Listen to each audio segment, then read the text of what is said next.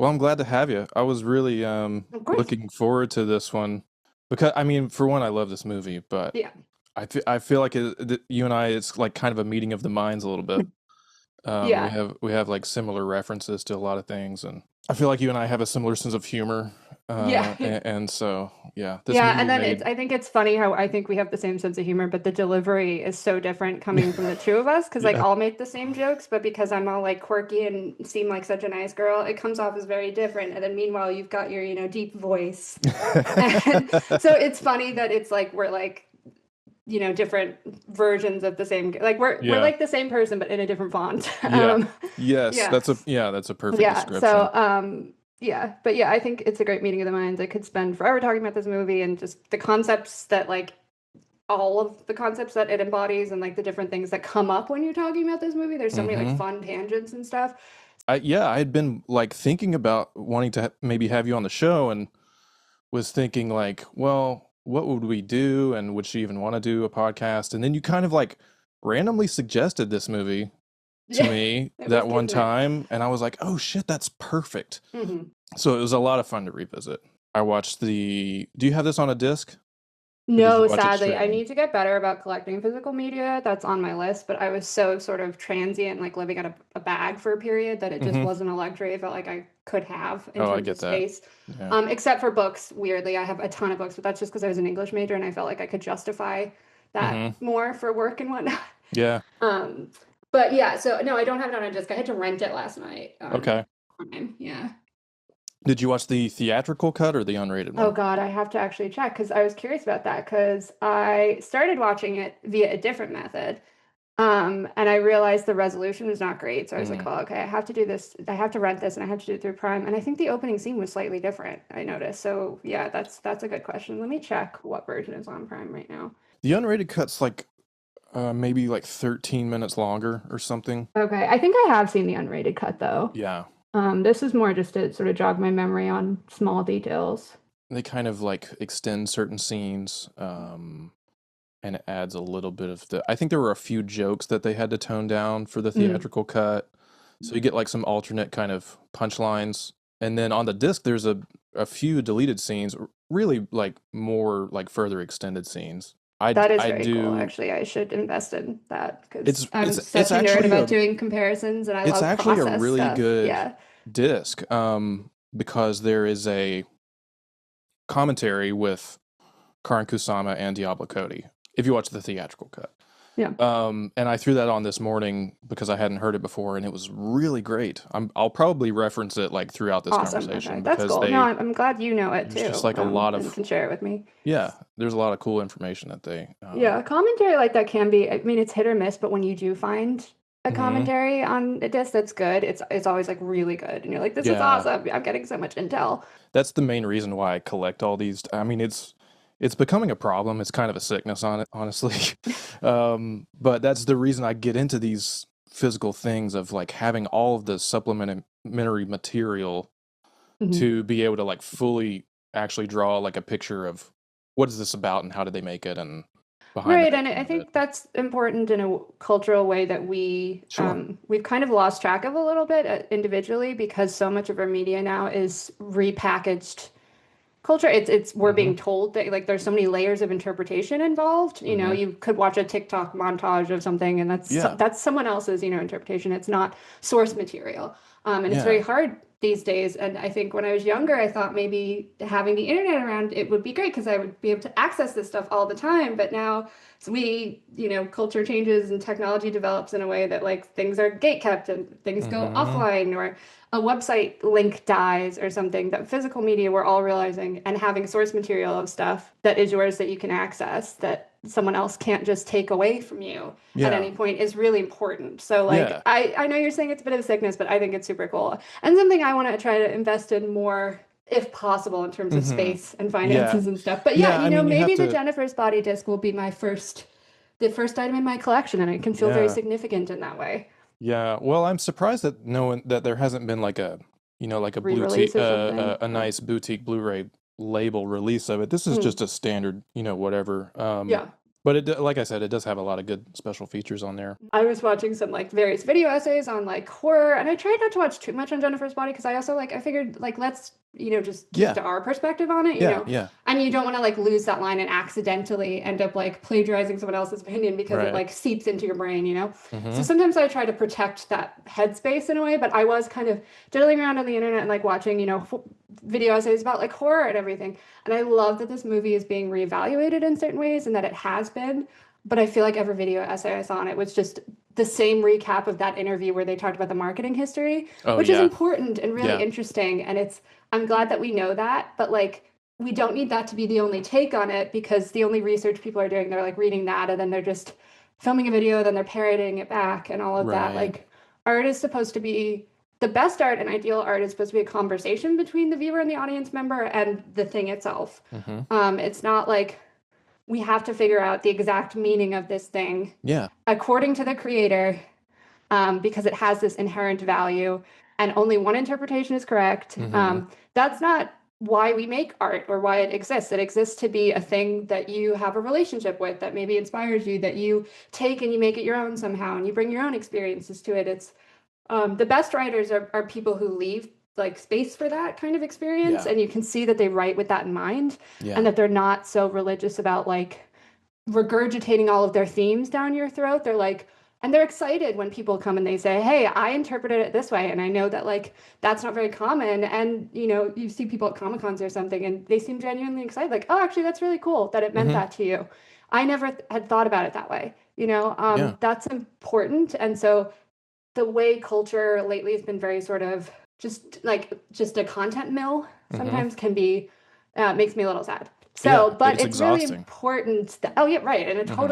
it totally fries our brains, right? Yeah. It's very easy to lose sense of like what's real and what's meaning and all that. Hmm. But that being said, I don't mean to be critical of anyone who's done video essays on Jennifer's Body. I just think it's great to try and just kick around with new ideas and Yeah. different interpretations of it. But the whole marketing thing and how the movie was positioned and the history of that and how it affected interpretation is actually really interesting.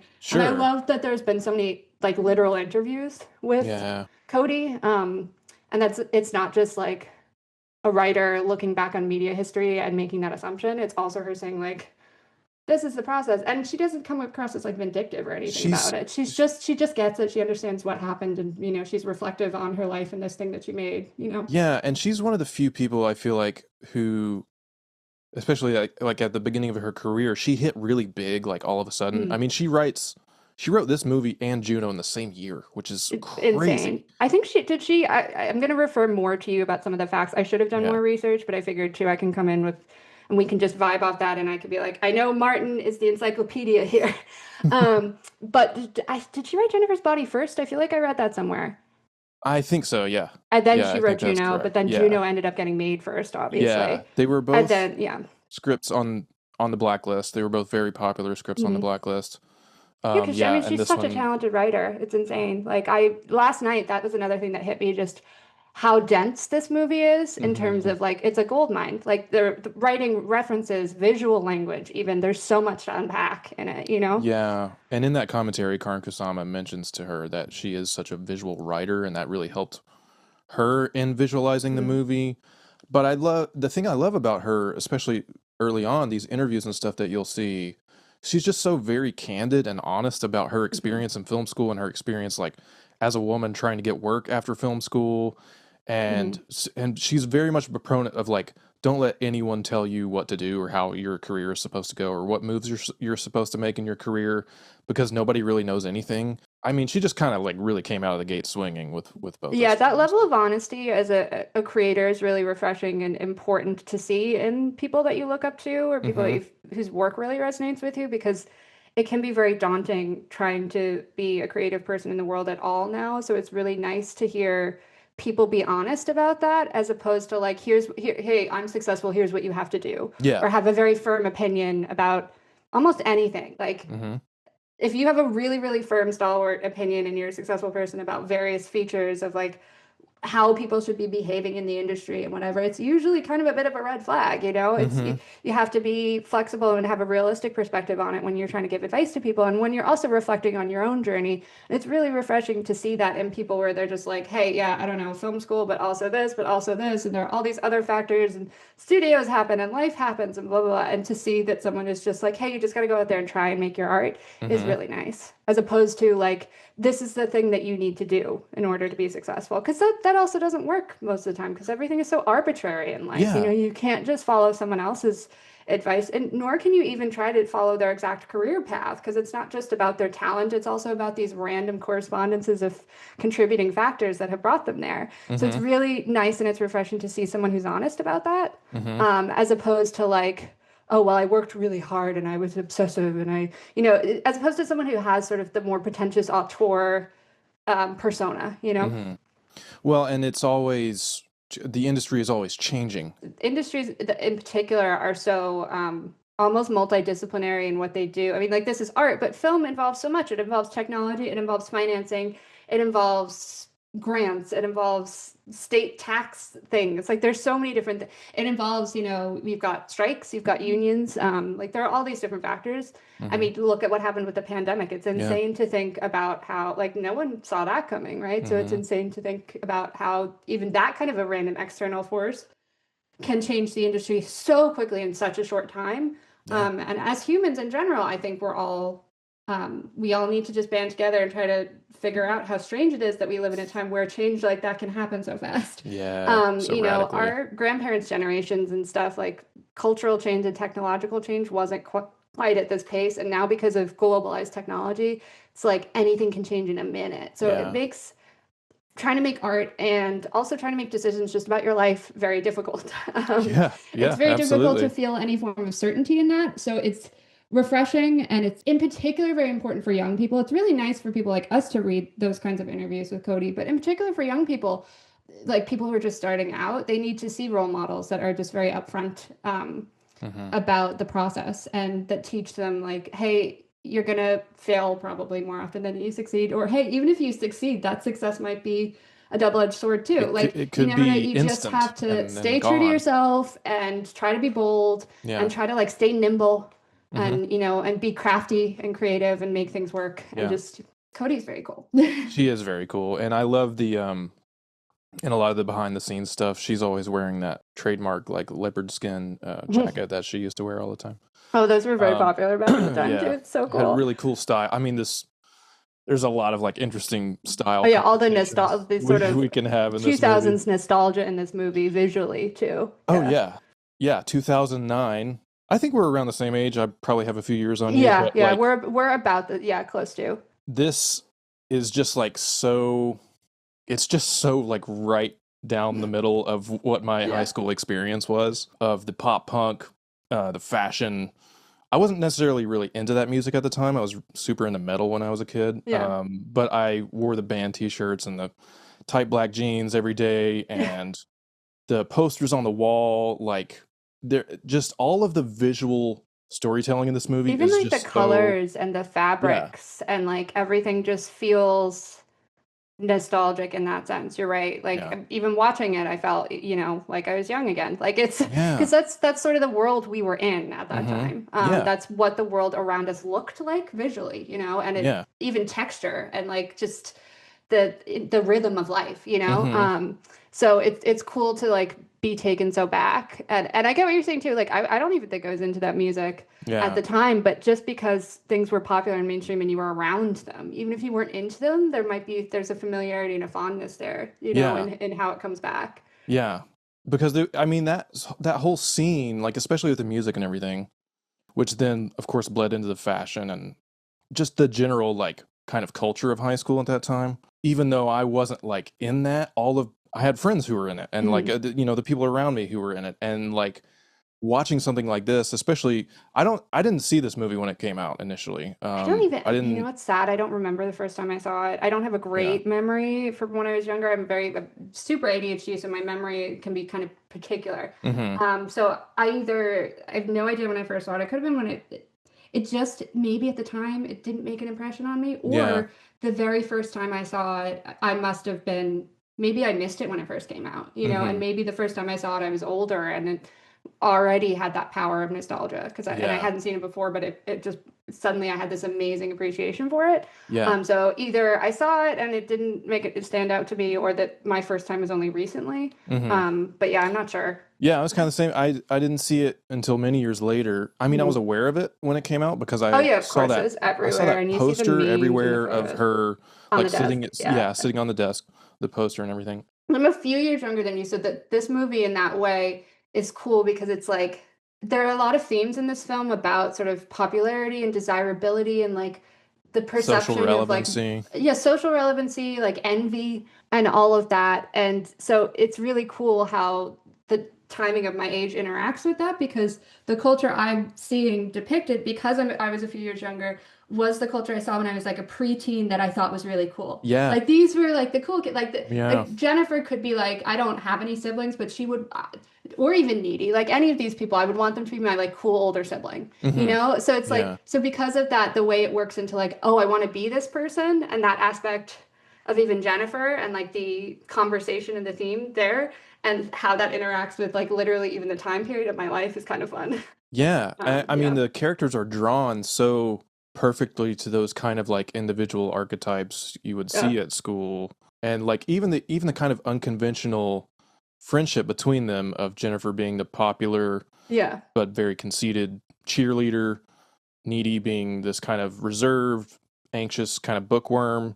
I saw people like that who even, on the surface you imagine there's no way they could be friends because Hmm. in the hierarchy of high school, they're on opposite ends of like the popularity spectrum, Right. right? But also it's like when she mentions that they had sandbox love, like they grew up Yeah. being best And there are friends. those little flashback scenes, Yeah. you see younger versions of them on the playground and stuff. Yeah. They have this And those bond are that inserted really poignantly at mhm. various points. And I think they're done in a way that's very thoughtful. Yeah, I think flashbacks can be incredibly gratuitous at sure. times and can be a Yeah. bit lazy. So, but I think I've started to realize as I've been more reflective in my life, but like I've always been super into like media literacy. I've always been into analyzing the shit out of things. That's why I was an English major. I love it. I love talking about symbolism and I love talking about how this piece of art interacts with my life and interacts with culture and all that kind of stuff.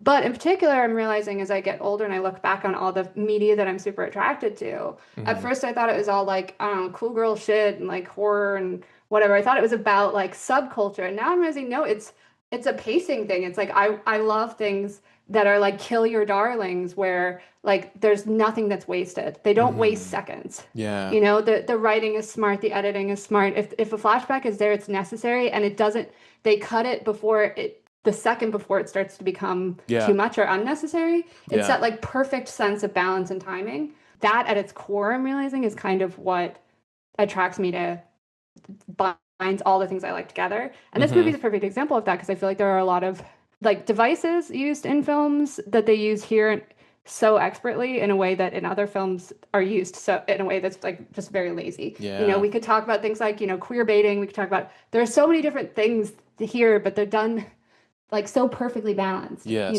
Yeah. Even the tropes you were talking about, we've got one of the things I love about sort of female perspectives that I'm revisiting at the time is how nuanced in particular that like even Cody's characters are because Hmm. it's exploring essentially from a representative perspective of like yeah, people are people and women are people too. And I know that that sounds very simple, but like Cody's a great example of that because she writes characters that can be very tropey, but then also they have these like very interesting complexities and nuances. I mean, we've got the popular girl Jennifer here and the nerd Needy. Well, nerd, but like Needy's the one who has a boyfriend, Yeah. and she's cool. Yeah. And she's assertive in a Yeah. way that Jennifer isn't. It's bringing out like sides to certain tropes that you don't realize are there Yeah. and sort of almost dignifying them in a way and making them more complex and Yeah. making them more three-dimensional. I love when people do that because I mean, even the scenes with like Colin, the emo nerd kid, like there was complexity there too. I mean, I He's doing a remember, lot of really interesting stuff. If you oh notice my like God, his I love body him language now. in the Yeah. scenes. I love that. Kyle Gallagher, right? I Yeah, love him. yeah, He's yeah. A great. Yeah, very Dinner early in role. America, awesome. I love him. This cast, actually, I was surprised. when I'd rewatch it, because again, my memory's so spacey. I love this movie, but like Hmm. fine details don't stick with me very often. It's more like, the emotional experience of something Sure. and the impact it had on me. So as I was rewatching it last night and I saw J.K. Simmons and Amy Oh my Sedaris, I was like, God. wait, this cast is stacked. I forgot. Yeah. They're just like Yeah. casually there. Like, Uh-huh. Amy Jake. Sedaris is randomly, kind of a religious, but also kind of a negligent mom in the corner. I'm like, all right. Yeah. And then J.K. Simmons randomly has a hook hand. Okay. Yeah. Adam And it's Brody, never of course, is amazing. it's never Yeah. explained why he had like I love that why he that's never looks the way he explained. is And and to me, stuff. that was a particular, like, very small town experience too, of like Yes. you have these random weird characters, and Yeah. maybe you never get clarity on why they're like that, and that's Mm-hmm. okay because they're just there. Like that's just who Yeah. they are. Yeah, Well, but and there's that sensitivity there, that view that Cody has, because everyone who works, sometimes I overly rely like accredit certain things to like a writer or something mm-hmm. that's more just coming from my background as a writer. Mm-hmm. Doesn't mean I think that she was single-handedly responsible for every aspect of this film. I think Right. films are so collaborative as a form of art. Yeah.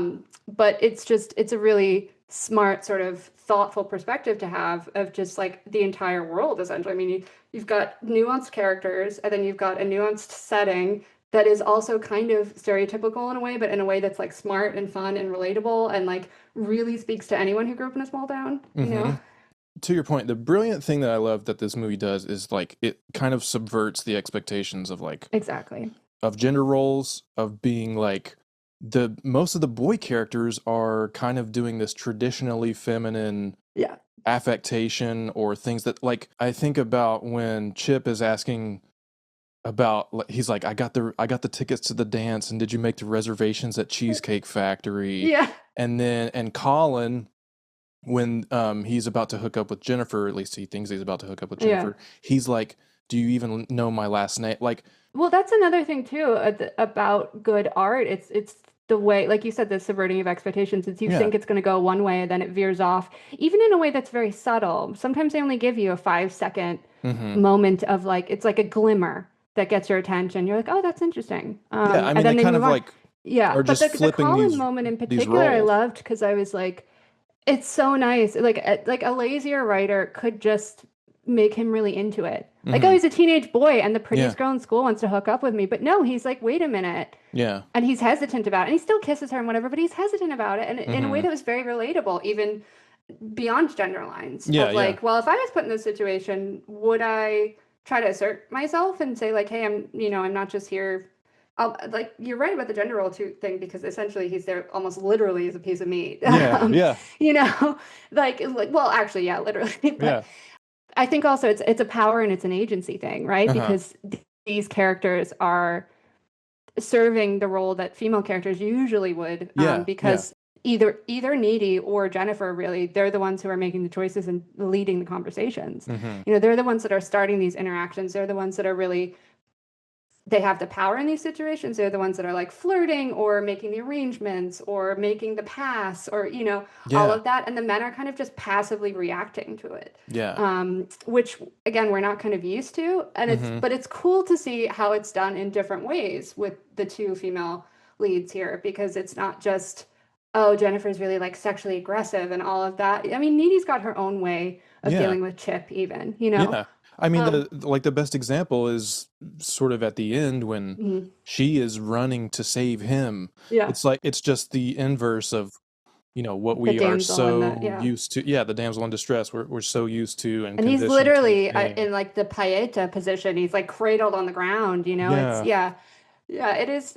There's oh God, there's so much imagery and symbolism in this movie. It's great. And I think one of the things that I think of towards your point when you were talking about like the men, being kind of in a more female and submissive role. I love that they were like that in this movie, but they were very humanized still. It Mm-hmm. wasn't like, like they were a bit like they didn't have the same main role that like Jennifer and Needy did, but they felt like real people and Yeah. their depiction felt sympathetic. It didn't feel like, oh, I'm Especially as making teenagers. fun of these simps. It wasn't like that. Yeah. It was like these are real people. So it was like Yeah. it was putting them in this female role, but not bringing up any sort of form of trauma that comes with having to be passive, Mm-hmm. because they still had some form of agency and they still seemed like people. Yeah. I do want to talk about kind of just the relationship between Edie and Yeah, of Jennifer course. because there is There's so much. I mean, this is a movie that I feel like just really on repeat viewings opens up so many new. It's the kind of movie that does my very favorite thing, which like on its surface, it's just super entertaining genre, Mhm. kind of pulpy horror, but there's like a love story. And it's You still very know, smart. it's Yeah, dealing with exactly. teenagers, it's I dealing think with maturity and genre like in general is like so I'm just so passionate about genre, like yeah, sci-fi, horror, fantasy, all of that because it's such an amazing vehicle to tell like stories and tell in particular to have some form of social commentary that is effective because the hmm distance there because it technically feels unreal because the concept is so far-fetched or it's set in a different planet or there's a supernatural monster or something that distance there gives the audience a level of like safety they feel to process some of the themes that are being made about the real world. You know, yeah. it's like it's a form of like surrogacy in a way Yeah, I and mean, you therapy. can Yeah. put in all of these different things that you actually want to say. I mean, it's Hmm. once you get past the just kind of like entertainment of it, there are all these really interesting things, especially about like being a teenager and going through puberty and having to Yeah. grow up and like both Cody and Karyn Kusama are trying to say and realize on screen. Those are the things that I always want to just keep going back to and revisiting. Hmm. And the thing about their relationship is this idea of this like intense fierce love between women but also intense fierce competition between women Oh God, and yeah. I like could spend hours talking about this. This I is my mean favorite part of this movie, so thank you I for mean bringing it up. there's a great like in the behind the scenes there's a moment where Megan Fox is talking very candidly about how women constantly being in competition with each other and she Yeah. describes it she's literally says it's a sickness and I hate it and I'm um fascinated by Megan Fox as a I am person. too, I and am. the more I Her watch this interviews movie, and her commentary when you go back through it, I find her yeah, so interesting. And she can be so whip smart and she yeah, has such a wit and an understanding about the world. And it saddens me, like the yeah. way things and I that think she, alone too is a major, story that's indicative of what happens in our culture, yeah, and that sickness, yeah. of the I way think her career went. she's perfectly cast in this movie. Oh yeah, I feel yeah. like anyone else, she's just the exact person to play this part. And Hmm. what's really And interesting is her that delivery of some of the dialogue too her is delivery just is the perfect. I am still socially relevant thing. There's such an Yeah. amazing subtlety in the way she says it, and it's so hmm effective. And I have to say too, the first time I saw, well, at least I think it's the first time, but yeah, you know what? Fuck that. I think, sorry if the swearing it No, didn't mean to swear. yeah, it's It's wide fine. open. Okay. I'm normally not excessive, but We swear here, all the time on this passion. show. No, I have watched your episodes, but I try to be good about it. Um, I'm just passionate. It's like, I think I probably maybe did only legitimately see this the first time, like far after it was released. Because I feel like hmm even as a kid, if I had seen it, it would have still impacted me in some way. Yeah, I think maybe I skipped it because I saw all the like the media stuff and I was like, oh, it's just a movie about a hot chick, right. and which is so sad because Yeah. honestly, if I had watched it back then too, I would have still really related to it. Also, it's taken me a long time for some reason to work back to finding my love of horror. I hmm think when I was younger, I don't get scared easily at anything, hmm and I had this stupid misconception that people only watch horror movies because they like the like hack and slash and gore like doesn't affect me, which I know is creepy, but I don't know. I grew up No, yeah, yeah. a fun fact, my family actually, the family business, I grew up, they own funeral homes. So hmm it's like I'm very desensitized to like body stuff. Don't And I work with horses and grossness. Like I'm don't very take this the desensitized. wrong way, but that's Yeah. very on brand for you. I know, isn't it? It's very like yeah, like literally it's cool too. I mean, I It's feel like a like a lot of your famous, yeah. maybe a lot It's of your like sense of humor comes from that. it's like a well, also I'm Irish. My mom's from Yeah. Ireland, so it's very sort of it's like dark, but also like we find joy in the darkness. Yeah, of course. Bernard Shaw has this great quote. The Irish playwright. He says, "If you have family skeletons in the closet, you might as well make them dance." Yeah. And it's just kind of like, well, we got to make the best with things. hmm But like, so I'm very desensitized towards sort of not desensitized, but like I don't know, gore itself like doesn't impact me on a visceral Sure. level. There has to be an emotional component to it. Scares itself don't. And I had the stupid conception that like horror was just hack and slash stuff. hmm Because I hadn't actually properly watched it, and I'm like, well, if I don't get scared at things, why am I going to watch it? Like, I'm not going to get any enjoyment out of this. Why would I watch it? It's not my Yeah. thing. And then I started to kind of I got back into gaming through the pandemic and I started playing horror games and I found that really, really therapeutic as an experience to Mm-hmm. just like go through terror and like not really genuine fear. I don't feel that when I play games, but just like, I don't know, anger, situations where you're in stress, like any form of genre, there's this therapeutic element to like, this is a situation that's completely unreal and is not something that I could argue is Mm-hmm. something I've literally experienced in my life, but there's something about the emotional realness of what these characters are going through in Yeah. that situation that I somehow relate to a lot in my life, or maybe will give me perspective on. So it lets you work through some of those feelings Yeah. in a way that's kind of subconscious. It really is like a therapeutic exercise. So I got really into gaming, and then I started watching horror movies, and I realized, damn, these are like awesome vehicles for social commentary. Mm-hmm. And I love that. And they're like spooky and creepy, but they can still be smart about the Yeah. violence. They're not just hack and slash. Like Cabin in the Woods is one of my favorite horror movies Mm-hmm. for that exact reason. I get what you're saying earlier about like how this is just peak horror and it's great because it's like high school, but it's not like corny and boring and cheap. It's like it's so smart. So Yeah. it's like it's campy in a way and it's self-aware, but it's also like really, really smart. And it kind of, it reminds me, in a way, the tone kind of the self-aware tone of like teenagers are weird in the way they talk sometimes too. Yeah. Like that Yeah. self-aware tone, it almost reminds me of like Mean Girls. And meanwhile, Mean Girls was super mainstream and that was fine, And so Another like Amanda an Seyfried movie. iconic. Exactly. There you Yeah, go. I mean, there are things that this movie, that movie, and also another movie that I feel like this has so much in common with for a Yeah. bunch of different reasons, but I just covered on the show is Scott Pilgrim versus the World. Exactly. For one, Johnny Simmons is also in that movie, but the way that those characters talk to each other, the dialogue, the nature of this of this thing where now we can watch this and go, "Ugh," like it's kind of cringy and it's a lot of it is really dated Yeah. and has not aged well, but it's so realistic and it's so Yeah. like just kind of That was perfectly us back then. indicative, Yeah. yeah, indicative of how kids that age talked. And And it's still teenagers. They just use different slang now. yeah, If you've yeah, had, if you've if it's you've just spent changed. if you find this movie unrealistic because the dialogue is cringy, you haven't spent enough time around actual teenagers Right. recently. Yeah. Because like yeah, it's a bit weird and awkward and cringy and I think it's so excellently like written and acted, Jennifer's character in particular in that way.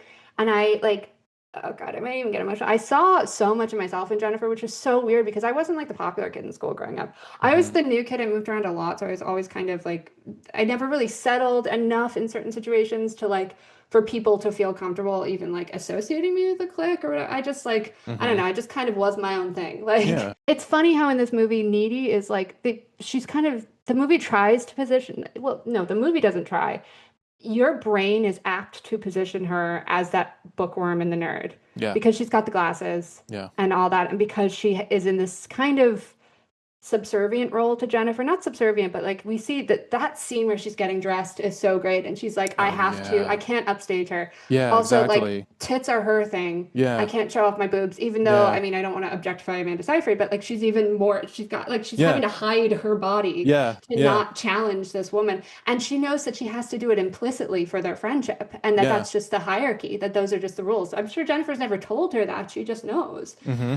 So she's getting dressed in that way, but like we want to see her as this nerdy bookworm, but like she's kind of just who she is, She's not Yeah. really, I wouldn't say she's like a particular nerd, but I also, she's not super popular. She's just like a person, Yeah. like, but Yeah.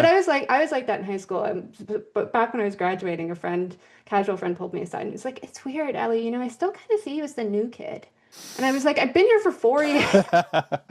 Yeah. But I saw a lot of myself in Jennifer, sadly, because I think I went through sort of a bit of a second adolescence when I was in college. I saw a lot of myself in her from my college experience, and not because I was particularly cool, but just the dumb bullshit attitude. Not bullshit, Yeah. beautifully naive, Yeah. beautifully bold attitude that some young women have, young people in general. I don't mean to use super binary language when we're talking about like gender I stuff. know what you mean You though. know what Yeah. I mean, yeah. Yeah. I think it's She is really, like extremely confident, but yeah. also It's the trying to play adult thing. yeah, yeah, exactly. It's the I think I'm older than I am, and I Yeah. think that this is what adulthood is, and I think that this is what maturity and being cool is because maybe I've seen it on TV or something. So I'm going to Hmm. try to do it, and it kind of comes off, but it also really doesn't. Yeah. And you see that in particular in the bar scene, right? And Hmm. how cringy it is with her talking about shots and stuff and like telling Needy that she can use her boobs to get things. It's like, oh, sweetie, you want, Yeah. in retrospect, as an adult, you want to pull her aside into the bathroom and say like, this is going to get you into trouble. Yeah. Well, she has But this kind of like yeah. weaponized sexuality Hmm. of where she has known from a very young age that she was super attractive and has Yeah. learned to kind of use this as her means of like navigating the high school Right. world. And I think this film is so beautiful in what it tells us about the commoditization of Hmm. youth and beauty and how double-edged that is as a currency. And I Yeah. think that's why it really speaks to me because like I went to college in New York, I was young, stupid, whatever. It takes a really long time for women to actually learn. And sadly, it's not necessarily our fault that we try to bank on our looks. It's really not. Yeah. And you see it even with Jennifer. She's been pigeonholed in that Yeah. Yeah. way. She hasn't been encouraged to develop in other ways or to see herself in a way that isn't my value is because I was the snowflake queen, which, oh, I don't have that value because that happened 2 years ago, you know? Hmm. So then it's like, well, what kind of world are we living in that we're teaching women that like when they turn 21 that they're not, That their it's lives so are over. sad, Yeah. right? Yeah. It is so sad. Like I'm intentionally cagey about my age on the internet sometimes and I feel awful doing it, not because I'm not proud of how old I am, but just because the world is so weird about putting women in boxes Yeah. based on a particular number. Yeah. And it is so strange how and it makes me so sad when I see younger people thinking that like someone who's whatever age is a hag because they're that age. It's like, are you kidding? Your frontal lobe doesn't finish developing until you're Right. like 25. Yeah. Like, Yeah, you're exactly. still a baby. Like, Yeah. so it's, yeah, so it frustrates me, but it's not even just Jennifer's fault. It's like she's been put in this framework and she is trying to succeed in that. And she's trying Hmm. to excel and use that and use the tools that she's been told that she has because she hasn't been told that she has any other tools, you know? Yeah. And she's trying to, and she's gotten really good at capitalizing on that. And it's interesting how this film plays with our opinions on women who are like that, because it's like, it's very easy to write women off who Hmm. seem to just exclusively bank on their looks or their sexuality. And it's Yeah. very easy to be judgmental towards that, which in reality is, yeah, I don't know, it's kind of awful. In particular with young women, because they don't know. They don't know the full consequences of things or context.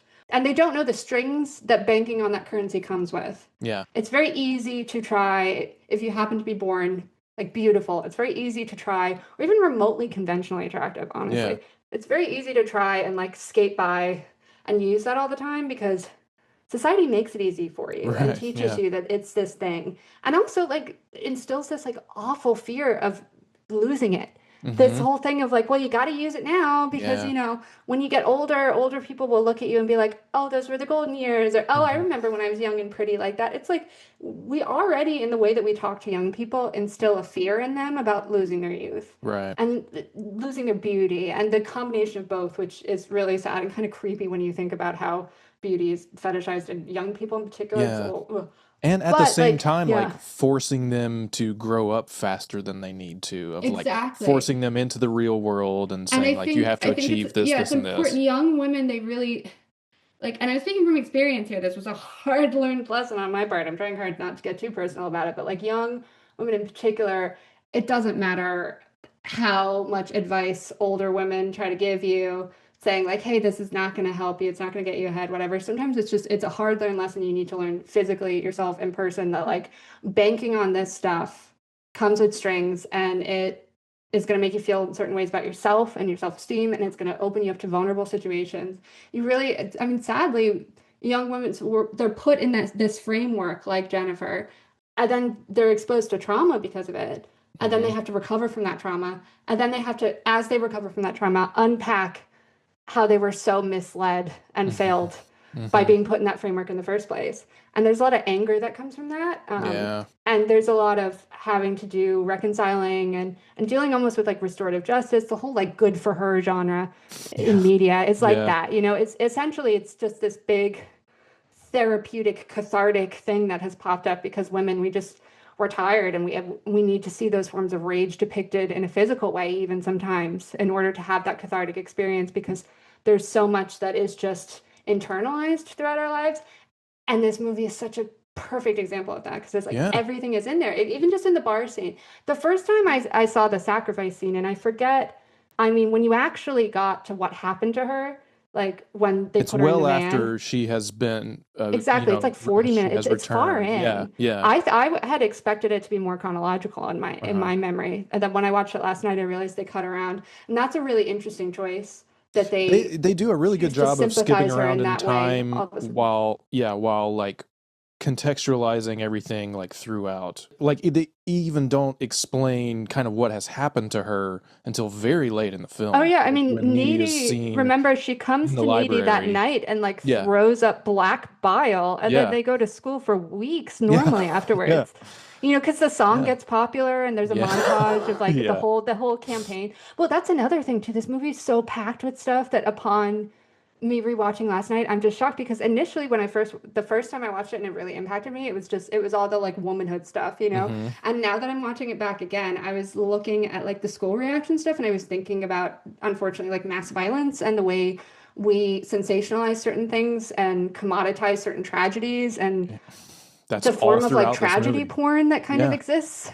Yeah, she That literally it said Needy literally also, says the town got a tragedy boner yeah, exactly. for this band. And they're getting famous because they made this song. And it's funny, I realized the song is a bit of a ripoff of like, it's all about going in the woods. And I It's realized it it's a reminds me of terrible like song. Kurt Cobain's like Through the Pines or something. I Uh-huh. was like, If you pay attention to the lyrics, it's basically saying it's kind of describing what Jennifer is doing yeah.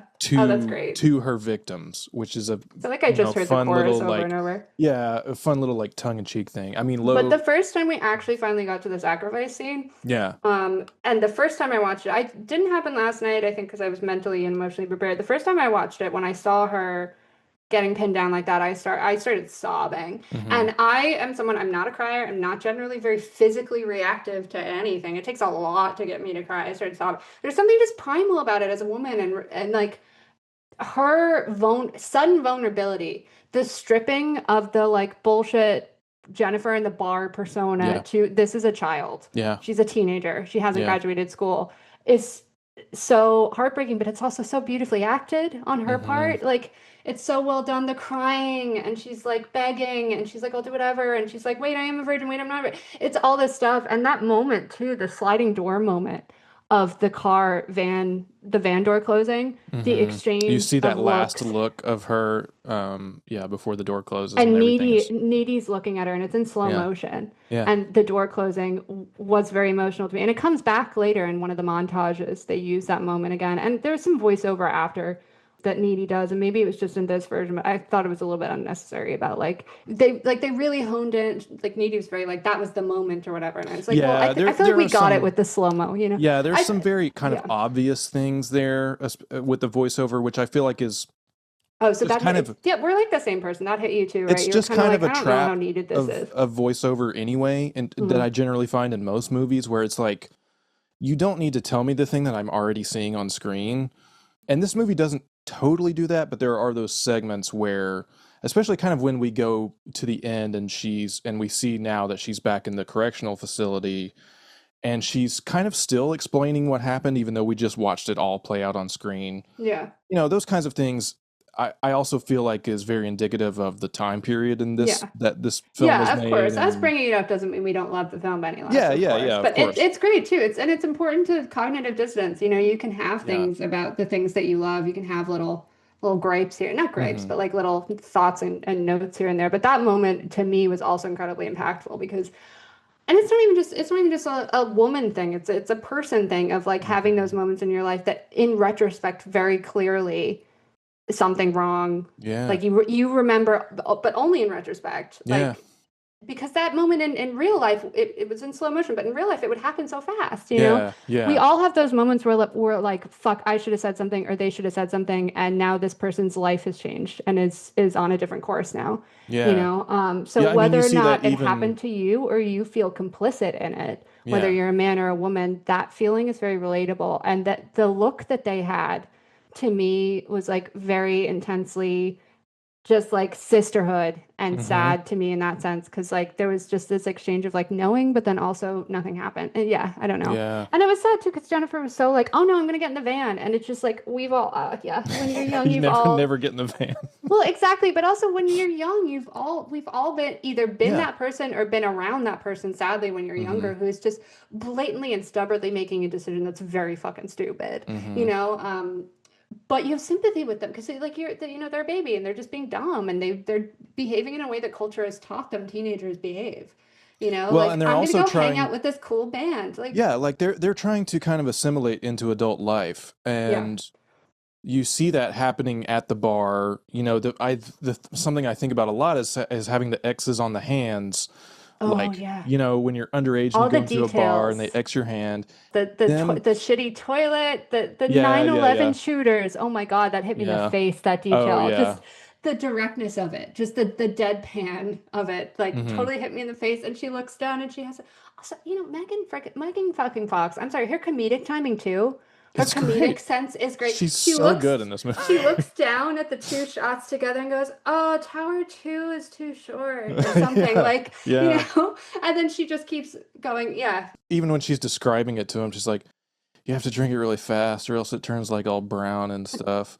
But the way that they're trying to kind of like work their way into this sort of adult world, even the act of like going to see a band that isn't a mm, local band, they make a big deal about the band is from the city. yeah, And the it's like this suburban kind of like versus yeah." exotic thing where they're experiencing these things for the first time. And on the other side of that, you have this thing running throughout this movie where there's a real lack of like adults or authority figures in this Hmm. movie. Okay. Yeah, that's Her actually a really mom, interesting Needy's note. mom, we only see in two scenes. Hmm. We only see J.K. Simmons' teacher character in a handful of scenes. Hmm. Otherwise, we're basically just following the kids, and they are Yeah. almost always acting on their own instinct. Wait, though. You Hold on. know, Interesting point. Sorry, I'm go not, ahead. don't get worried. No, but I saw your body language change. I'm just adding to it in a fun way. I'm not Uh-huh. challenging. There is technically one other adult that we see. It is the cop cadet that takes advantage of Oh yeah, Jennifer. yeah. Which randomly is Chris Pratt. I forgot he was Yeah, in this yeah. movie. I know. I He always pops forget up he's in this movie. everywhere in like early Yeah, 2000s stuff. yeah. It's like whack-a-mole with Chris Pratt. You know, he Uh-huh. just pops up everywhere. No, Yeah, but he he was plays the working. like creepy cop cadet, and honestly, sadly, that is a facet of just small towns too. Of like you know people Yeah. who never really grew up, and then they end up in these like random convenient jobs in a town, and then they're still trying to hang out with high schoolers, and Mm-hmm. it's awful. But no, you're totally right. There's no adult supervision, and there's no like adult awareness or care of what's going on. Yeah. Which of course, The adults like, really only show up after the kind of tragedies start to mm, happen, and even then they're playing very passive roles. Even this idea of like when Jennifer lures Colin to this abandoned house, it's like, well, she just did that all entirely on her own, and there was yeah. no interference And with it's a anybody. You know, like housing. Wait, do we ever?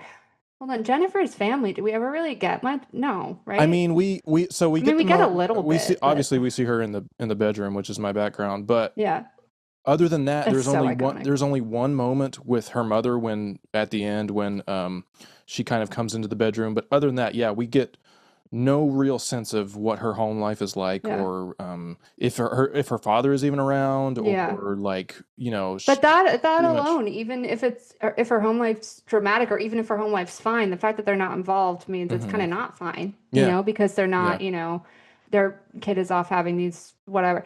But and that's such a great poignant and sad social commentary of the Mhm. situation for a lot of teenagers and how sort of they feel very left to their own devices, and that's how awful situations happen and during this formative period Yeah. that leads to really fucked up adults because it's like we're all just in this like little cesspool of like weird puberty and hormones and we don't understand life and we're told that we need to grow up fast and we should idolize adulthood but then we're also told that youth is and beauty is the only commodity so we should be Yeah. enjoying it while it lasts and that's incredibly confusing and we're just left to figure it out sometimes Yeah. and then even the adults that are involved the importance of involvement is like involvement that is mindful and respectful and caring in that sense it's not Mhm. exploitative, you know? Yeah. And the only figures that are maybe even not adult, but like are older here that seem to be actively involved in plot at all are people who are there to exploit or Yeah, manipulate, the you band, know? Yeah. pretty much. Or, Um, murder. Like, yeah, like it's, yeah, yeah, exactly. I mean, that scene, God, that scene, it just really affected me, that the sudden vulnerability there, because it's that moment of like, that I think not just women, but I think anyone can relate, or not just anyone who identifies as a woman, etc. I think anyone can relate to, because it's very visceral in how you're trying to be an adult, but then all of a sudden you've gotten yourself into you think that you are an adult, and then all of a sudden you've gotten yourself into a situation where you're in over your head, and Hmm. you instantly are a child again. And you're Hmm. like, fuck, I want my mom. Like Yeah. I want, like I'm a kid. I can't. Like, oh my god, I'm an idiot. Like what is going on? Like that level of vulnerability and desperation and helplessness was Hmm. so visceral in that scene and felt. I want to talk about the kind of the dual sex Mhm. scenes where Oh, okay, yeah, let's go into Jennifer that. is luring Colin into the house, and then we have Needy and Chip Oh, having the sex. Virginia, the quote unquote, Yeah, yeah, that scene. Oh my God. because that sequence is so fascinating for a lot of Mm. reasons. Karyn Kusama is very smartly like cutting back and forth between what we perceive as like the kind of like innocuous, sort of very Like innocent wholesome, teen, innocent whole love, kind of also the way experience. that society teaches us losing your virginity should be like. Yes, It's like, but I've there's been a with this boy for a long time, and mhm, he's sweet and he's safe and he makes me feel safe, and we're being responsible about it. yeah. Um, There's a very interesting thing here, though, which, and they talked a mhm. bit about this on the commentary as well. This was one of the most like enlightening sections of the commentary. We are kind of led to believe through the way that they shoot this sequence and what the characters are saying that this is their first time. But if you think about what they're saying right before this happens, it's clearly not their first time. Yeah, yeah. Because Chip is talking about, he says, I went to Super Target and picked up more condoms. More, yeah, More, okay. so obviously I that should have been implies that smarter they've about that, already, but I did pick up that there was some ambiguity there. yeah, because, as it's happening, he is kind of acting like it's the first time. And so there's this real, like, I don't know, something that just like kind of spoke to the teenagerism of it all, I think. Yeah. But the brilliance of like, It cutting honestly, that that scene with, felt so real. I'm it felt sorry. To so the it right real. there, even the little It details, really the like does. fumbling for the condom, and he's trying to Well, figure it and out, and he's like like, she's sitting next to him and she's all giggly and kind of he's excited, but like, also you can tell that she's in her head and she's a bit bored. Like you yeah. can tell that she's like happy to be there and is trying to make him happy, but in her head she's Well, maybe there's she's a making perfect. yeah. Amanda Seyfried delivers this perfect throwaway line where he's telling he's like, yeah, it's supposed to feel good for the girl, and she just goes, oh, cool.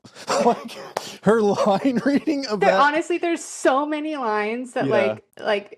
Oh, I've yeah. got a list. We'll go through the lines later, but so Yeah. juxtaposing that with this other form of seduction, Mhm. of lovemaking, of Although I'm you sorry, I see. wouldn't even say that like what Needy and Chip No, had no, going on was it's not. seduction. No, But it's yeah, yeah, not. no, But no, no, I you get what see you're these kind saying. of Yeah. like two Yeah, sort no. of poles of the experience, right? No, yeah, of course, And yeah. even the way that they block those scenes, the thing that's happening with Jennifer and Colin is in this old derelict house. It's Yeah. entirely lit by candlelight.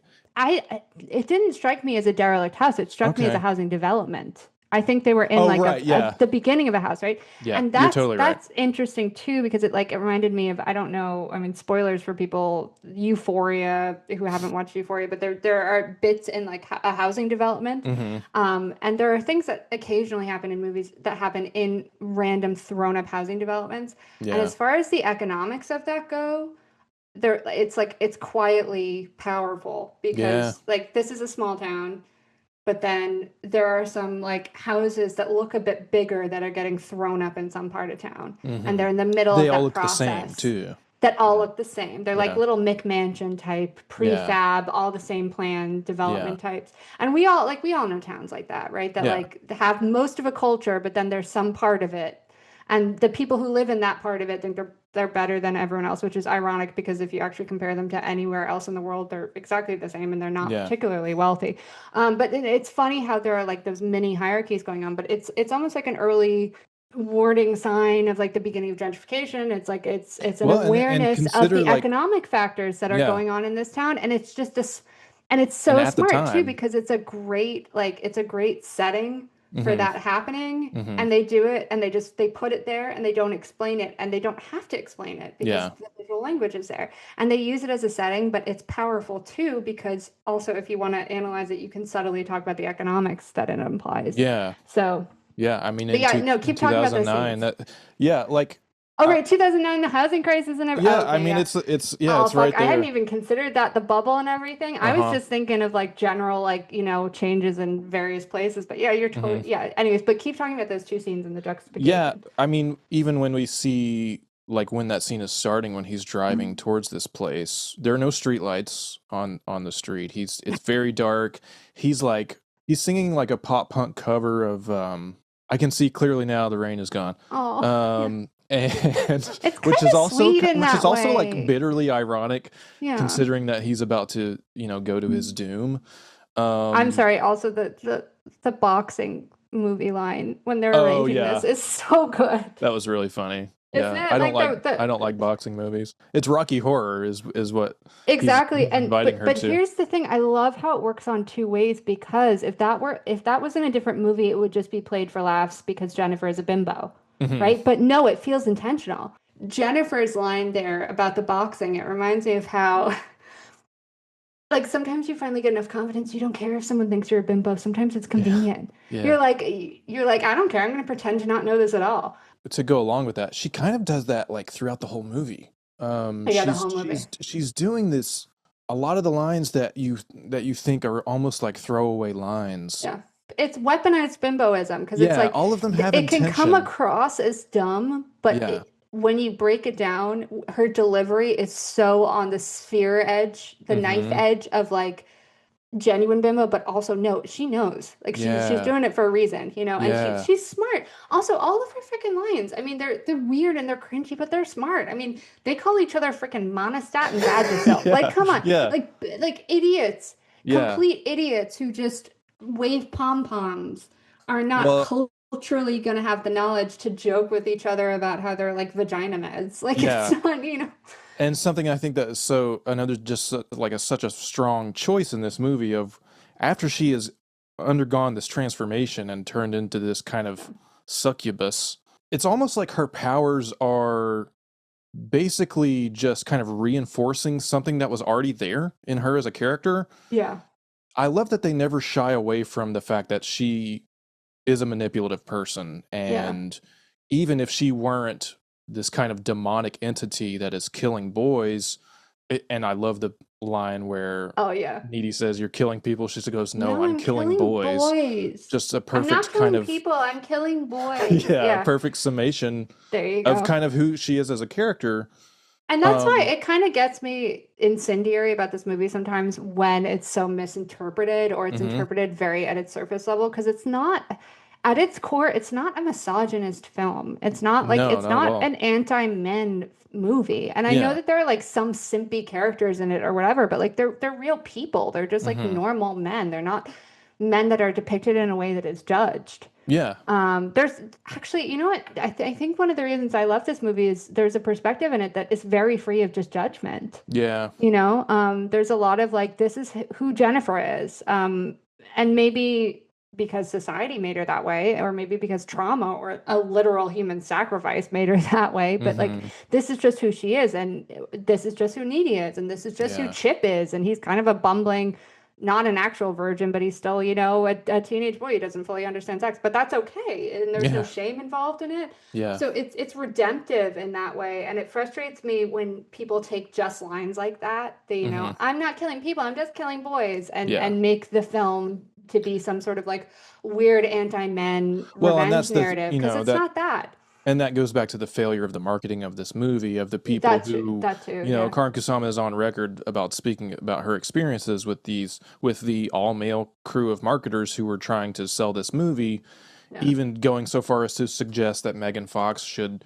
do live stream chats on porn sites and like all of Yeah. this stuff that just she got from the beginning that they were clearly missing the mark on what this movie was and what it was Right. going to And it be and even kind of not like even just from a sexist perspective in terms of how appalling that is that you would be Yeah. asked to do Yeah. that, even just from a core perspective of like you don't understand what the audience for this film Yeah, is, she you told them know? like we cannot try and sell this to teenage boys. Like this Yeah, is because not for that if they go demographic. to a movie just wanting to see Megan Fox being hot, yeah, they're gonna get maybe a total minute montage of where Hmm. yeah, she looks sexy, but there's all these themes and all this weirdness and all this other stuff involved. Yeah. They ideally are not the target audience for this, you Yeah. know? The target audience was people like me, and I didn't see it because I just saw the posters where Megan Fox looked hot. And it's literally, it's called Jennifer's Body. And you think, I mean, I'd love to get into like Yeah, there's the a lot there. literalization of objectification as a concept, Hmm. and how that's a reference to a whole song. And I love Hmm. that song, Pieces. I was blasting that last night, actually, after I Nice. watched. Yeah. And like I walking always around and forget just that hearing the chorus. that Because other song is playing over the credits at I the think they end. play Violet or Violet. Yeah. something. I kind of love that though, actually. The other day I was like, why don't they just play Jennifer's Body? But then I'm also like, actually, you know, it's kind of fun that they play something else by the same band. You know, why do we Yeah. have to be so beat over the head with everything, you Yeah, it know? would have been a little obvious, I think. I want to But talk there's, about yeah, the okay. spring formal Mm, sequence because that's really important, and yeah. I think that like even the montage of how it's starting to unfold is super interesting. Karyn Kusama on the commentary mentioned that she said that I feel like every high school movie has to have a dance, and they're talking about like the shots of like Needy is getting ready for the dance, Chip Hmm. is getting ready for the dance, and then when you see Jennifer, she's getting ready, and there's this really interesting juxtaposition of, for one thing, she has her own picture sitting on her nightstand or makeup table, whatever it Oh, is, yeah, that's so weird. which is like kind of funny and conceited. But you get this brilliant shot of we see that picture, and then we also see her in the mirror, but she is now in her kind of like ghoulish, like disheveled Oh state God. of Okay, so no, that scene, that the not smeared being makeup on the full. face, I forgot Yeah, that that's when it is. Yeah. yeah, Yeah, you know, keep going. I have a ton of thoughts on that though. But yeah. what were you gonna say? I mean, I just like I that just love it. Yeah. we're seeing, and it comes at a crucial point in the movie because now we understand like where every character is emotionally, and Yeah. we see her and she's like crying, and this is another thing too that that constantly came up on the commentary. Yeah. But every time that we see specifically Jennifer, but any of the characters kind of like not made up, or even when they have like at the end sequence when they're both kind of Yeah, they're covered completely in covered in shit and muck. dirt and blood and stuff. That's my whole thing. I Those were the, love dirty women. I'm sorry, let I mean women be that, dirty yeah. more. Like, Well, let those us are the just be things. disgusting. Because Yeah. also, sorry, and I don't mean to keep interrupting you, but fun little anecdote and tangent here the other day. So I was talking, I brought up this film with some of my male friends the other day. Uh huh. And it was a really fun conversation, and we ended up like I should have filmed it or something, or should have had them on. I don't know. Well, I'm not gonna like train guests on your own podcast, but no. But so we were chatting about it, and it was funny, and it made me realize and remember, like because I work in farming and whatnot, like I tend to mostly have a bunch of male friends. I'm not like a pick me or anything, but that's just how it works. Mm-hmm. Um, and they're lovely people and they're great, but the experience of youth growing up can be at its core, a lot of our experiences are the same in terms of alienation and stuff. So I don't mean to gender any of the trauma that we all went through when we were younger. So at its Mm-hmm. core, it's the same, but like they're different forms of it. Also, Oh, thank you sure. so much. I love your content. I watched your video about like female filmmakers the other day, and I hadn't even realized that Karyn Kusama was a producer on Yellow Jackets, and that Oh, makes so yeah. much sense, right? Yeah. Like it makes so much sense. Mm-hmm. In terms of like exploring, I think as far as representation goes, we need to not just, it's not as boring as like, oh my God, every time, you know, we make something about men, we have to make the same thing Right. with women. It's Yeah. not as simple as that. It is, or as boring as that. Like it's Mm-hmm. that would be stupid and like superfluous. Yeah. It's more like let us take some of these concepts that have been really explored with male characters and explore how they interact with particular forms of femininity growing up, you know, Mm-hmm. like particular aspects of the female experience that feel really relatable and intensely resonant towards anyone who, you know, relates to any aspect of the female experience. Again, I'm not trying to limit anything to like pronouns, you know. Sure. But so like that's important to me. It's like I saw an early draft of the pitch book for Yellow Jackets was posted online the other day. I don't know if it was like a final draft or whatnot, but it was just pitched as Lord of the Flies, but with women, right? Yeah. But in a smart way. But that's good and that's okay because yeah, there are particular forms of violence and strange cruelty that women are just like, in particular, we really feel, and it's so nice and it's freeing to see that represented, and it's important to see that because it helps us work through our feelings, and it helps us feel seen and feel like a sisterhood and feel understood, and it reminds us that these feelings are okay and we need to feel them and work through them. As opposed to, oh my God, I need to hide them and I need to be girly all the time or whatever. Like, yeah, we're fucking gross too. Like, we're gross and we're weird and we're violent too. And we've been put in this box.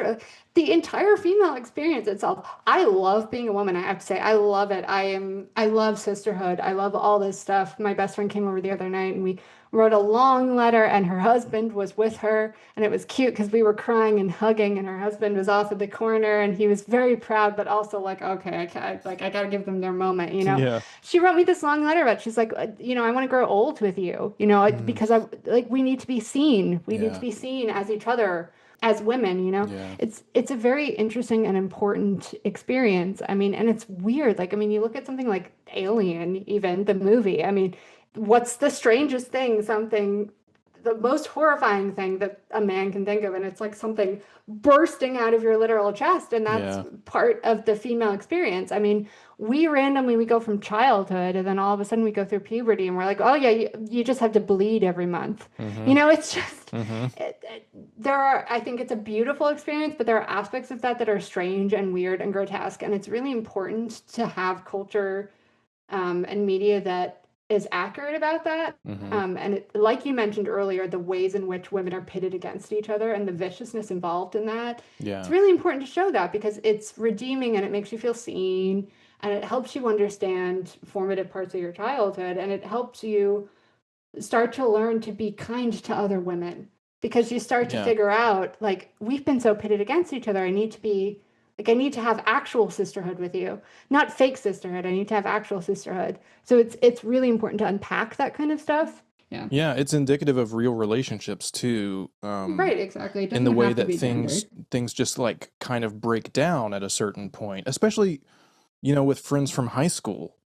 If I think about like all the people I was friends with in high school, and the very, very small number of them who I actually have kept in touch with or am still friends with today. Like, if this movie ended with Jennifer and Needy saying I'm sorry to each other and hugging and then, running off into a field hand in hand, that's entirely unrealistic. And it would be like kind of a huge kind of rug pulled out from under you at the end of it because you understand that like sometimes things have to just break down in this way, and sometimes it's really ugly and nasty and violent.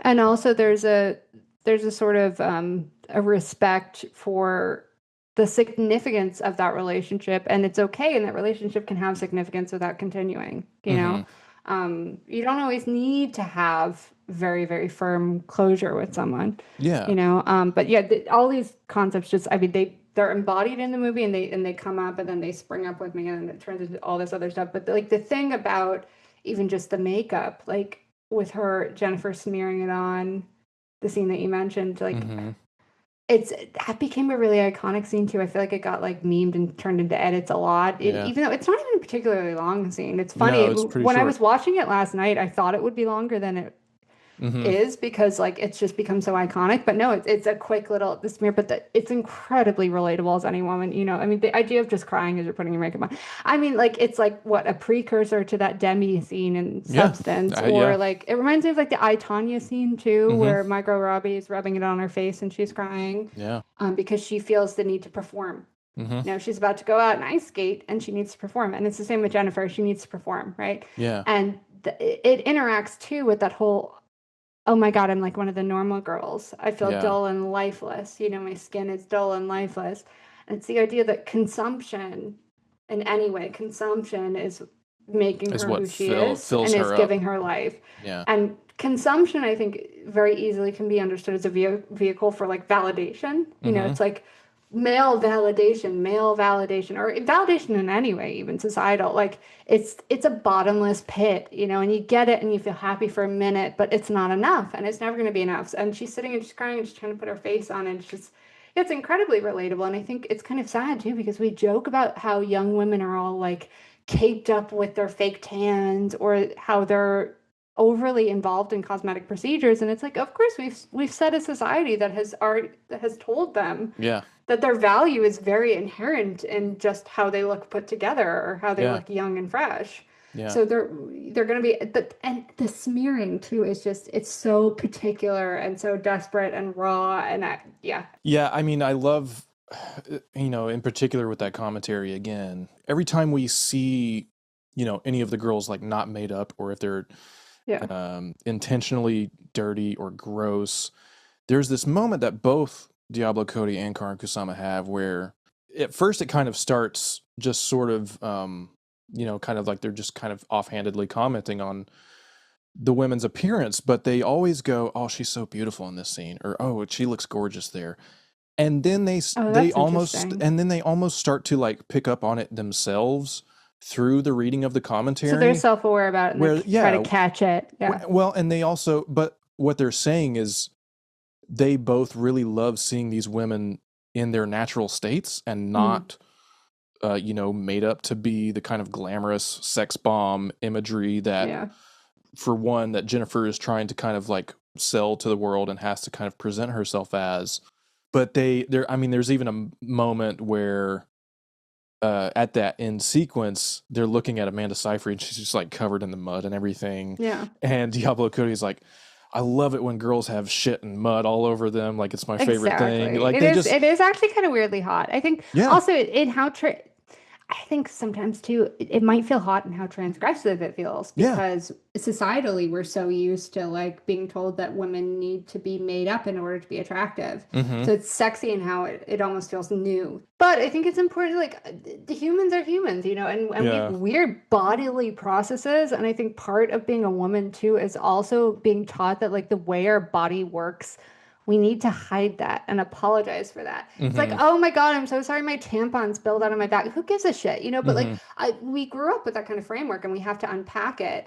Um, and I remember, so I brought up the whole anecdote about bringing up this movie to my male friends the other day, and it was part of it was because I had started telling some of them anecdotes about growing up as a woman with female friends, and they were surprised at like how savage teenage girls can be. They Mm-hmm. were so surprised. And I'm not saying Yeah. that like male friends as teenagers can't be savages in their own way, but they were Yeah. like surprised at the particular form of it. And I think the really fun, fascinating, interesting thing about forms of female brutality is how smart they are. They're Yeah. smart and they're sharp, Yeah. and they're really like manipulative and underhanded in this like way that's like creepy and devious, but also kind of glorious. And yeah, I just think there's a particularized form of violence and brutality that women in particular, like anyone who identifies with the female experience, relates to. Mm-hmm. And this movie really starts to get there. And it's not even just at the end with the literal brutality, it's all the Mm-hmm. barbs that the two Yeah. of them have with each other. Yeah. It's this sort of, it's almost like, I mean, they're having like psychosexual love affair, Oh, of with the course. tension and stuff. Yeah. They're like freaking Hannibal Lecter or something. The Yeah. two of them together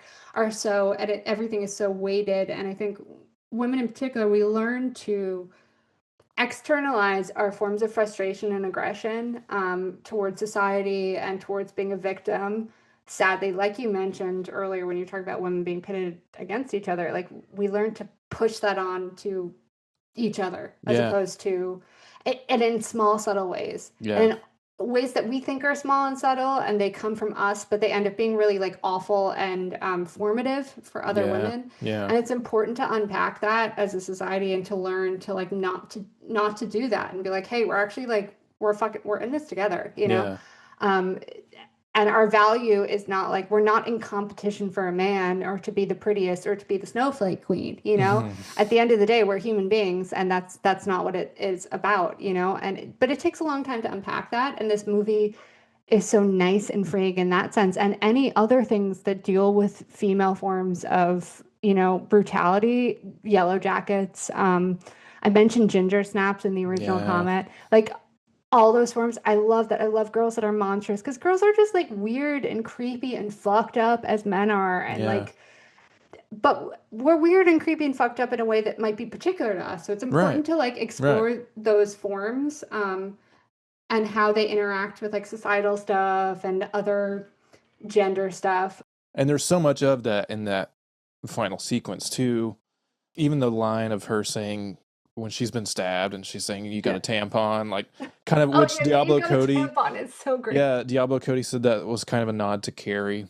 Oh, right, But Carrie. Oh there, my and then God. Yeah, if you it's so think about formative. like, there's a whole, there's this kind of also other level of the fact that they are in a pool in Mm. water, kind of trying to drown each other, but also like sort of horsing around and playing rough, and like there is a sexual element there too, Oh, yeah, of course.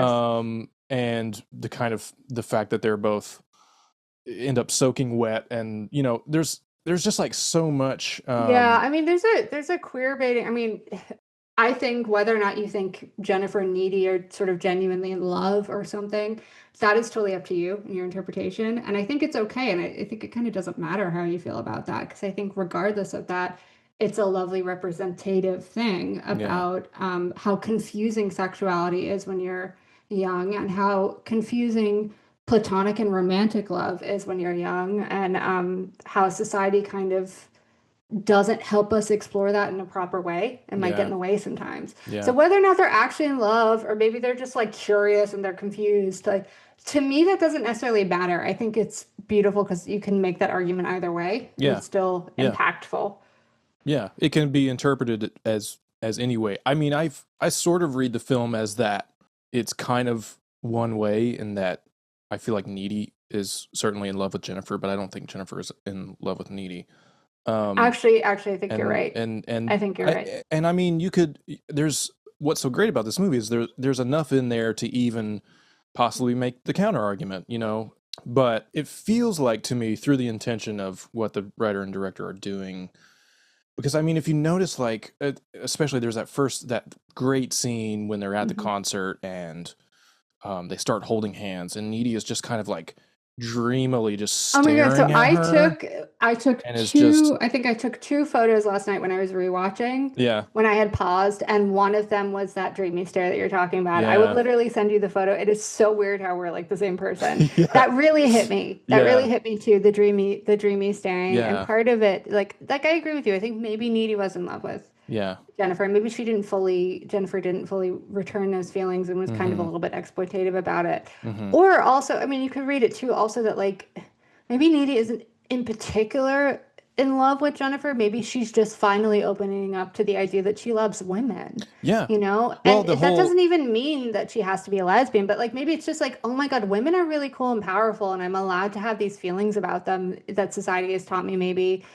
And it's just like, it's this beautiful sort of the admiration, the like sisterhood. It reminds me of that like Saoirse Ronan moment from Little Women where she goes, women, and just hmm, stops. yeah, It was like that embodied, and it was yeah, so sad that the holding hands moment, and like Jennifer was enjoying, and then she drops the hand and Jennifer's still, and then Needy kind of like gets disheartened, and then yeah. yeah, that was anyways, but keep talking. Sorry. Well, yeah. It I was mean, great. the beginning and ending sort of framing device of her in this correctional facility Mm, after she's killed Jennifer, that can really be seen as, and now, of course, she has these kind of supernatural powers, can mm, really be seen as her coming into herself mm. as a woman, coming into herself as, And as you've got the queer revenge or narrative at whatever. the end too, Yeah. Yeah. through the She credits of her gets a, going after the band. yeah, she gets a kind of justice there, but it really is, it kind of, the story ultimately boils down to that, of her taking this kind of power that sort of Mm. always was within her, but that she had previously only really related to through Jennifer, I think. Exactly. In a way, it's a coming of age film, Yeah, of course. for Yeah. Needy. It's her finding that agency, and it's also, I mean, that big confrontation. Although it's funny, I think my favorite forms of writings are ones that are so subtle in that way, Mm-hmm. because it's like it's not just like Needy was completely submissive through the whole movie, then all of Mm-hmm. a sudden she gets a voice. I Mm-hmm. mean, she was quietly just a normal person who was assertive and regular ways throughout the movie. I mean, remember in the beginning, she was trying to get Jennifer not to go in the van, you know? So it's not like she had no agency. But importantly, yeah, it's that like blossoming moment of like, I've been trying to like get there and I've been trying to assert myself and find my voice, but now I have it, you know? And it really comes to fruition in that pool moment because you see them, and it's sad because it's like Jennifer's freaking, you know, she's possessed with this like I love Demon Jennifer so much. She's so fun and interesting, but it's hard and it's sad because it's in a way it's like, I mean, real Jennifer has been killed, you know? Yeah, sure. So the exchange that they're having at the end isn't necessarily an honest exchange. It's not as if Needy were actually trying to talk to her friend and say, hey, this dynamic is not okay. Yeah. But they're at the pool, the whole that I am socially relevant thing, that's like really the final like straw of like Needy taking her agency back because it's like, well, actually maybe you don't have the power that you think you do over me and also over society. Like even when when she floats out of the pool and Chip is like, oh, she can fly, and Needy goes, no, she's just hovering, it's not that impressive. Exactly. Like that's such a perfect I love that so much. Example of that. Yeah, that scene too when she does finally kind of confront Jennifer and then kills her, I think is very powerful. Just in the way that they shoot that is so interesting. They float kind of off of the bed. And really, even there, there's really almost get a the levitation element of it. Like I think the floating was cool, but like actually, you honestly, I don't care about lore when it comes to various things. I care about emotions, right? Like I don't care that they didn't explain the lore, and I love that, and that means that the writing is effective because you're not bothered that they didn't feel the need to explain because honestly, it doesn't matter. It's doing what it needs to do. Yeah, even when we see Needy in the library looking for the occult stuff, Chip goes, "Our library has an occult section. Yeah, it's really small." Even that is just boiled down to the main points. It's a very quick montage. You just see like very specific images that go, okay, this is what happened. That's really all I need to know. Something that is so interesting is the connections this movie has to the Evil Dead, not only in just the poster of the Evil Dead on Needy's wall, but then later we see when they are having that. I love that kind of stuff. And also when they're having that, when they start making out for the first time, Jennifer is wearing a T-shirt with the Evil Dead on it. Oh yeah, and Needy comments on it, right? She says, "Are you wearing my Evil Dead T-shirt?" Yeah. So there's that, but then there is this idea, the brilliance about that movie to me, which I've already talked about in the podcast, so I won't get into it. But, I liked your episode on that. Thank you. But the thing that I love about that is this idea that there is an evil here. It's unexplained. You can't reason with it. You can't it has no real weakness. It's just here, and you have to kind of deal with it. And I think that is all throughout this movie, but also indicative of this idea of having to grow up, having to face the evils of high school society.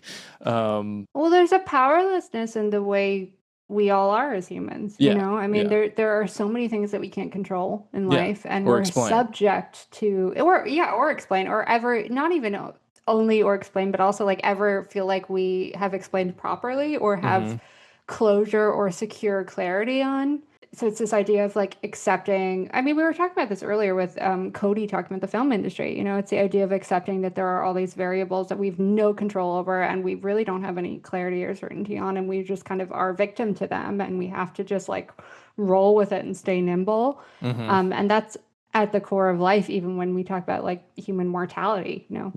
So like I love genre and how it deals with like the other, and the other doesn't, it can be societal, it can be I feel alienated myself, or it can be like there's an outside force and we have to deal with it. But I think what you were beginning to say about like the Evil Dead and all that, like that's super valid. Well, the one thing too that I love about that scene when they're kind of floating in the air is that it's also still kind of erotic in a way. They're like, their bodies are kind of like writhing with each other, and there is this intense passion because of what they've been through and what Needy is about to do. Yeah, there's like a trauma bond there. Yeah, and then they have just and then like there's a reference to the slumber parties they had growing up, and how it's not just, well, actually, I think it's important that they point that kind of stuff out too, because it's not just a matter of like you can't just write off and explain all this behavior in terms of, oh, my friend got possessed and Hmm. killed. Yeah. It's the core of it is in real life. Hmm. And it's nice how the supernatural has come in to prompt the catharsis and the evaluation of this. Yeah. But the movie seeds all this like language and this history there to say like, no, it's not just about the supernatural. This stuff it was lurking in their real life and in their real relationship all this time. Yeah. They had the sandbox love. And then Hmm. she's like, well, of course I'm sharing your bed. We used to do that in sleepovers all the time. Hmm. And I think it's really easy to sit there and be like, well, women in general, because we have sleepovers and we share the same bed, what we all have some sort of a lesbian love. It's not that simple. It's just a Yeah. matter of like how complex attraction is. And also, I think the writhing around stuff in the bed and everything, I think this movie is really nice in how it depicts that like sad fine line between like love and hate and Yeah. how a form of passion and a form of strong feeling is required to feel anything about someone and how quickly that can turn from admiration to like really antagonism, Yeah. Yeah. Yeah. and blame and frustration. And also like as a woman, we've all had the toxic formative friendships. Of course. And even if you're not queer, I think when you're queer in particular, sometimes it tends to be like this major experience because like you're like, oh, I had a crush on this woman. Part of me was thinking like, in terms of like coming to terms with my sexuality and stuff, of course I had these like weird nebulous friendships. Yeah. And also it's funny in retrospect, I'm realizing I don't think I was genuinely attracted to any of the people in my head that I see as being like similar to the Jennifer and Needy, but it was just to me they become symbolic in that time of my life for Hmm. the struggle. Hmm. And then you figure out your sexuality and you get older and everything's so much easier. It's honestly, I am so sad and upset about the way society has demonized aging because it is so nice. Like, Hmm. Oh it's yeah. so nice to Yeah. start to get through like your 20s, all your 20s is like a trauma response and figuring out the Yeah. world and everything. It is so nice to like come into yourself and just Yeah. like things don't have to be as hard as they were. Hmm. Nothing has to, Yeah. including relationships, Yeah. including friendships. So, but like the women in my head that I make out to be like it's funny. At various times, I've been the Jennifer, and at various times, I've been the needy. And I think even men can relate to that. I mean, Sure. toxic friendships in any way, even if there isn't a sexual attraction there, like there's always sort of sadly a hierarchy when it comes to friendships of like there's usually a doer and there's usually someone who's kind of there along for the ride, passive. I mean, you see when they're at the bar, Jennifer's like out there, doing the thing and getting them in, and then needy Playing kind of just Hello shows Titty. up. Right, playing Hello. I know that like Great line. I know the lines. Oh my God, there's so many Yeah. lines. I'd love to go through all the lines. But like there's that component of it. And I think it's but the love and hate line is really important to explore just generally in culture. And you're never gonna feel if you really, really hate someone like personally, even, I don't mean like a culture or a country or anything. We don't need to get political, but like I mean, an actual person and there's a lot of animosity there. There's usually something there that is like it needs to be passionate or real enough to trigger that Hmm. response. And Yeah. there's a feeling that you need to unpack. Otherwise, you're just like annoyed or indifferent. Yeah. In order to genuinely think someone is your villain, there had to be enough love and connection there originally to develop it in that way. And so, like, the whole, yeah. And so I'm sure there's entire internet contingents and a ton of content on just like it's a core formative relationship. Like when I look at the Yeah. two of them, I have been Jennifer at one point in some of my female friendships, and I've been needy at one point in some of my other female friendships. And watching this movie helps me reconcile my role and my memory in terms of like how I was complicit in being either, Hmm. and in how maybe those friendships might have broken down, or in how those friendships formed me, and Yeah. how I still honor them and I love them. And even if I'm not talking to certain people or I've fallen out of touch with certain people through high school. I think part of it is just that this movie, the way it's written, is so like not judgmental. It's so like letting the characters be who they are in a way that Yeah. is not trying to give a statement on them. And that's Hmm. really healing because it's like, this is just how it was, Yeah. and that's Yeah. okay. And we can we can agree on that, and we can move forward from that, in terms of like high school, in terms of like who was the bully and who was the submissive and all that jazz. Yeah. Anyway, sorry, I keep just talking and talking. I love this It's movie so okay. much. Yeah, I do too. Also, you're catching me on this like weird point because again, I had my 29th birthday like last week, so I've been Mhm. very You're my deep thoughts in your about Saturn aging. return, probably. Yeah, exactly. My thoughts about aging have become very crystallized, Yeah. And it's really fun to come to this movie with that perspective because I think this movie kind of came out of that, and it almost feels like it was written from this perspective of like I want to have a conversation with my younger self, and I want to like tuck her into bed and tell her like that these feelings she was having that they were Yeah. okay, regardless of whether it was like, oh, I'm wrestling with my sexuality, I'm wrestling with my value in terms of a woman's looks, or I'm wrestling with my relationships with women growing up and the fact that we were so toxic towards each other through Hmm. society, but also I loved this person and I feel bad about the way, like all this kind of stuff. It's a lot of just like, that's why I love this movie. I feel like in so many ways, and also culturally, and not just for women, it's very restorative when you Yeah. watch it. Yeah. It's very there's an element of like justice and therapy there, Hmm. And even in fun little things like the background of like, the room that Jennifer is in, like your background, even that stuff. It's like it's just cool to see a old high school bedroom like that. I Well, had that. I had almost that exact bed, by the way.